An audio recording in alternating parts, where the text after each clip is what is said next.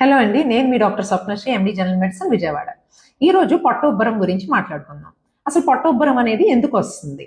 మనం తినే ఆహారంలో పప్పు దినుసులు, లేదంటే కాలీఫ్లవర్, క్యాబేజ్, బ్రోకోలీ ఇట్లాంటివి తిన్నప్పుడు గ్యాస్ జనరేషన్ ఎక్కువ ఉంటుంది కాబట్టి దాని వలన పొట్ట ఉబ్బరం రావచ్చు. కొందరికి పడని వస్తువులు తింటే కూడా పొట్ట ఉబ్బరం రావచ్చు. కొందరికి లాక్టోజ్ ఇంటాలరెన్స్ అనేది ఉంటుంది, అంటే పాల పదార్థాలు తింటే వాళ్ళకి గ్యాస్ జనరేషన్ ఎక్కువ ఉంటుంది, అంటే డైజెషన్ అవ్వదు కాబట్టి ఆ గ్యాస్ జనరేషన్ ఎక్కువ ఉంటుంది. ఇది కాకుండా మలబద్ధకం ఉండే వాళ్ళకి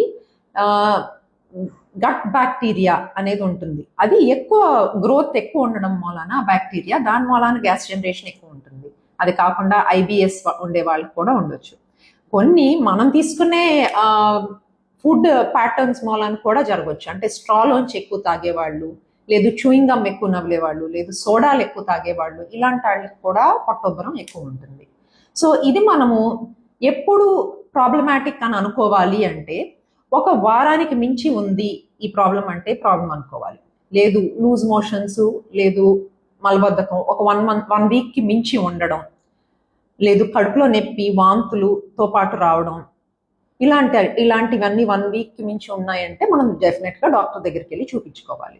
అది కాకుండా వెయిట్ లాస్ వచ్చింది అంటే మటుకు డెఫినెట్గా డాక్టర్ దగ్గరికి వెళ్ళండి. దేని మూలాన మనం ఇది అవాయిడ్ చేయొచ్చు అంటే పొట్ట ఉబ్బరం రాకుండా ఉండేటట్టు చూసుకోవడం ఎలా అనే దానికి ఇలా ఫుడ్స్ తింటే మనకి పడదు అని తెలిసినప్పుడు అవి అవాయిడ్ చేయాలి. పప్పు దినుసులు మనం తీసుకున్నప్పుడు ఎంతో కొంత గ్యాస్ జనరేషన్ ఉంటుంది, అది నార్మల్లే, అది పట్టించుకోక్కర్లేదు. అది కాకుండా స్ట్రాలోంచి తాగడం ఇట్లాంటివి అవాయిడ్ చేయండి, సోడాలు తాగకండి. ఫైబర్ అంటే పీచు పదార్థం ఎక్కువ ఉండే ఫుడ్ తీసుకోండి, అండ్ వాటర్ ఎక్కువ తాగండి, అండ్ ఎక్సర్సైజ్. మనం ఎక్సర్సైజ్ చేస్తే పేగు మూమెంట్ కిందకి వెళ్తుంది, అందుకని ఈ గ్యాస్ ఎక్కువ నిలబడకుండా ఉంటుంది, అందుకని ఎక్సర్సైజ్ చేయండి. Thank you.